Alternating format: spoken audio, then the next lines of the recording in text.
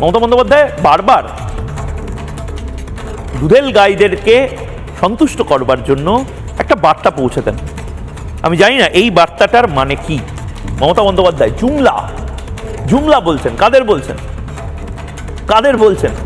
যাদেরকে ওই মন্দিরের ঘন্টার মতন টাং করে বাজিয়ে দিয়ে যে কোনো সময় চলা যায়, যাদের সাধু সন্তদেরকে মারা যায়, তাদের জটা কেটে নেওয়া যায়, যাদেরকে খুব অনায়াসেই বলে দেওয়া যায় যে তোমার এই উৎসবটা আমি পছন্দ করছি না, এটা বোধহয় যুদ্ধ হবে, তাদের শুনুন।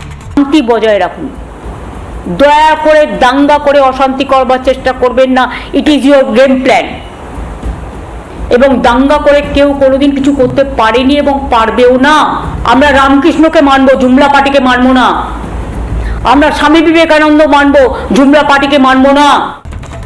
আমরা রামকৃষ্ণকে মানবো। তা রামকৃষ্ণ তার আরাধ্য দেবতা হিসাবে কাকে মানতেন? শ্রী রামকৃষ্ণ পরমহংস তার আরাধ্য দেবতা হিসাবে কাকে মানতেন? সীতারাম ইয়েচুরি নামটা কোন ইটালির বড় কোনো দেবতার নামে নামকরণ হয়েছে? রামমোহন রায় নামটা কোন কমিক ক্যারেক্টার থেকে নামকরণ হয়েছে? আমি আবারও বলছি, মমতা বন্দ্যোপাধ্যায় যে পারসেপশন তৈরি করার চেষ্টা করছেন, সেই পারসেপশনটা মারাত্মক খারাপ।